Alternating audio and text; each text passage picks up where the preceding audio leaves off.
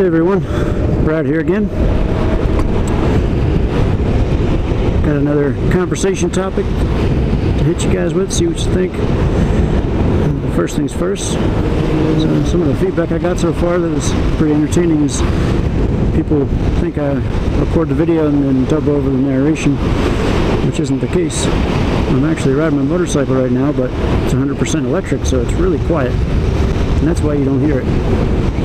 I'm also trying out a new microphone setup with an old GoPro Hero 3 Plus, since the 7 requires me to buy a $50 adapter I don't think I need to buy. So hopefully this sounds decent, even though of course I always hate to hear the sound of my own voice, but hey, whatever. So anyway, here I am on Falzarego Pass, northeastern Italy, near Cortina di Pezzo. Heading back home from a night of camping up hiking Tricime, which is pretty awesome, but I digress. Am I actually talking into a microphone while I'm running right now? But I want to talk to you about another line from Viktor Frankl's Man's Search for Meaning.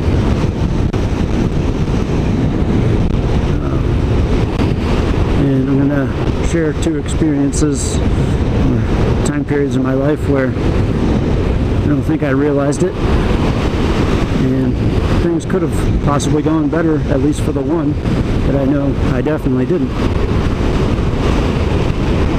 And as always, if you have similar stories you'd like to share in the comments, or you disagree, please throw down some comments. Let's start a conversation.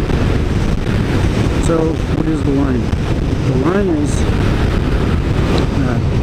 I'm not going to say it verbatim because I can't remember verbatim while I'm riding a motorcycle, but essentially he's talking about people who suffer from mental health conditions, even though they've pretty much got everything they need to sustain life. You know, they may not be the richest people in the world, but they've got a roof, they've got food, they've got clothes and clean water. Yet they still are struggling mentally. And the line goes something along the ways of they have enough means, but they don't have meaning. So means without meaning can certainly put you in a tough spot where you really don't feel like you have a purpose. And you start to combine that with other things like hopelessness, that can really put people in a really bad spot. So, talk about two of my experiences. One was quite a ways ago, and I think can be related to by a lot of guys in my career field of explosive ordnance disposal. And that focuses around when we were hot and heavy in Iraq and Afghanistan. I was one of the lucky ones, and I mean that, I feel pretty fortunate, that got to go to war and actually do our job and feel that sense of purpose so viscerally and immediately. It's an incredible feeling to have some grizzled infantry respect you and thank you for what you do. So, you know, the purpose there was instant. And then the problem comes when you come back home and everything else seems almost meaningless because, you know, it's just not as immediate and serious, and it's tough to find purpose in filling out forms, turning in equipment, and training. Training can definitely get you some purpose, but doing all the home station stuff and not being at war can really sap you of the purpose that you just felt so vividly from being at war. And that's why a lot of us really wanted to go back all the time.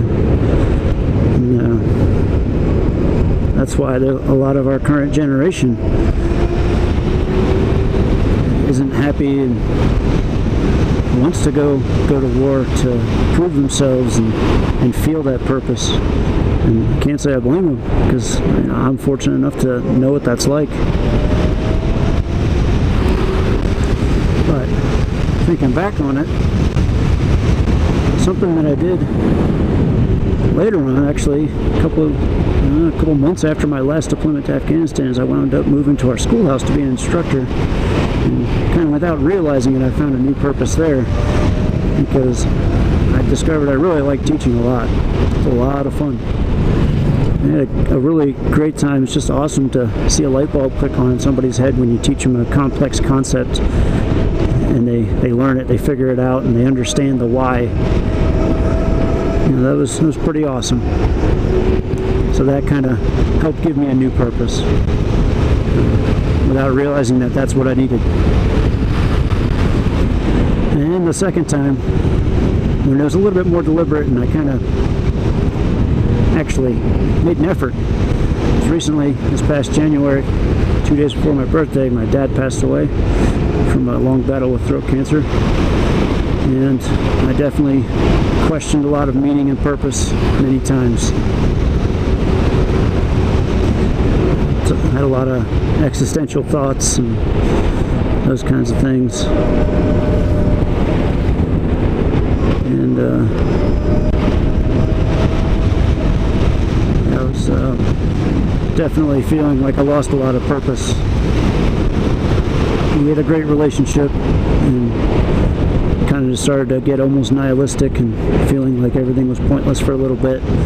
But, you know, having learned from previous experiences of some close friends that I lost during the wars, you know, I knew that was kind of normal, and it was to be expected, and it's okay to feel that way. I don't have to beat myself up over it.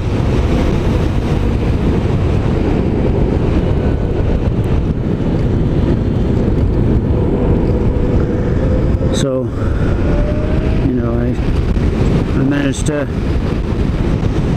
after doing some normal grieving, get to a point where I started to think like, well, I'm still here, and I still got to do something about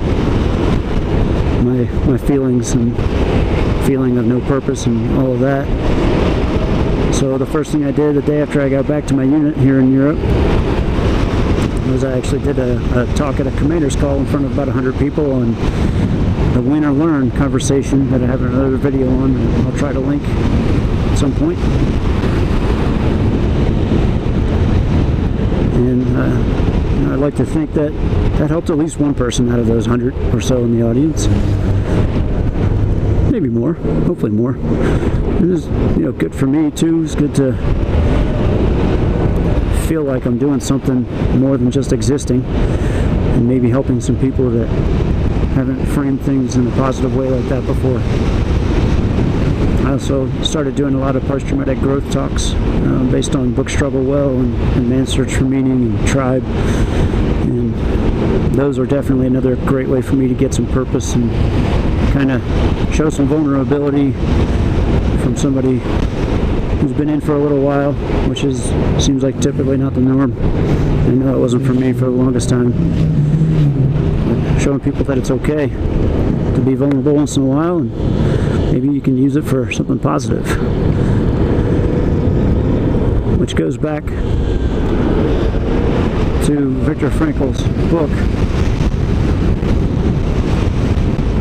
He talks about it after that. He comes up with that line, you know, about how he had these people that had enough to live, but were having serious challenges with mental health, and depression, those sorts of things. Oh boy. And what he suggested that they do was go find a way to serve some people that offers no monetary payment in return with their free time. And what he noticed was every single person who did that had significant improvements in their mental health because they had a new purpose. And the purpose was to help other people. So if you ever find yourself in that situation, try it out. Maybe go volunteer at a dog shelter. Maybe help out some homeless charity organizations in your community. You know, anything where it's all volunteer. Heck, even if you're not feeling bad, it's still good. It's good for everybody. You'll feel even better. And if you are feeling bad, it'll give you a new purpose. And hopefully that helps. So, hope you got something out of this conversation, or if you didn't, at least you got to see some pretty awesome scenery. And as always, feel free to share some stories of the same things you've experienced, or maybe some disagreements, some constructive criticism in the comments. Alright. Well, until next time.